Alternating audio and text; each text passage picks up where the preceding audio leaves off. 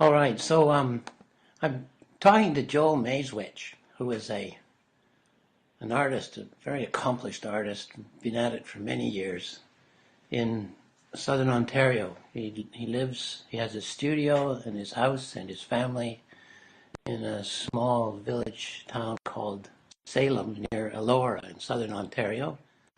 Very beautiful part of a beautiful part of Ontario. His work, when I look at it and I've seen some of it in his studio, but when I look at it more of it on the web, on his website, is intensely dramatic.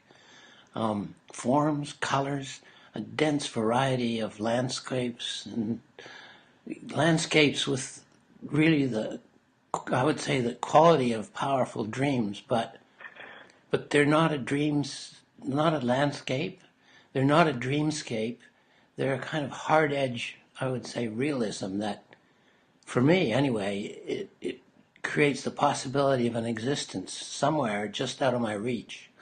It really fascinates me.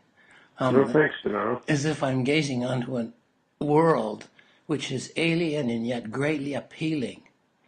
As if mainly by changing shape I could go there. It actually gets me doing what I imagine might be part of his motivation, is to look at my landscapes for signs of a drama that I hadn't, that I was overlooking, put it that way.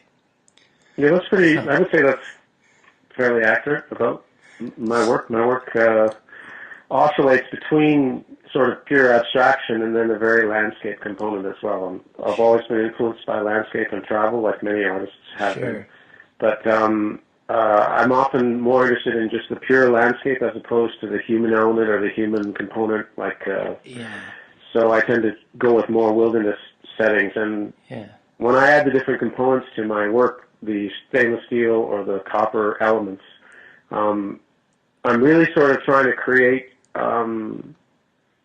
the hidden spirituality that everyone senses in the landscape. We all sort of belong to the landscape. We're all kind of grounded when we go out into nature. I'm a big fan of John Muir, the wilderness person that established the Sierra Club in the late 1800s, and he talks often about finding yourself in nature and in a very grounded way, and I'm a big believer in that, and that comes forth hopefully in the pieces that are successful, because they're not all successful. For sure, wow. yeah. I know. Some are and some aren't, and often when you finish a piece, you're too close to it to know if it's successful or not. It's sometimes good just to have the piece go out to wherever it's going, and then you see it a few months later, and you can say, yeah, that part worked or that part didn't, that sort of thing. Sure, and your viewers and your buyers, they bought it because it meant something to them. It gave them some emotional reactions that they wanted to continue having. Yeah, a lot of people are drawn to the metallic quality of them initially, and they don't even see the landscape component until later, and then they're even more wowed by the work. But that I find really interesting. They often just sense the abstract sort of landscape quality of the piece, and then they start to see all the elements that I've done in the piece that are a lot of them are fairly landscapey, and I'm okay with that. A lot of people say that it's not the pure way to do things, but my work is basically large-scale mixed media collage, and there's a lot of different elements involved in that.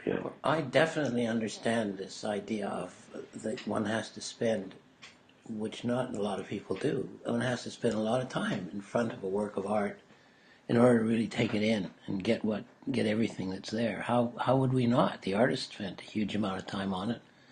Yeah, exactly. And that's the great thing about when someone does decide to have a piece of their own, they often grow more fond of it later on. That I've always found exciting, like a real compliment. Isn't that great to know that? That's certainly true in my life. The more time I spend in front of a piece of work, wherever it is, the more fond I get of it, no matter what my initial reaction was. It's amazing. Right.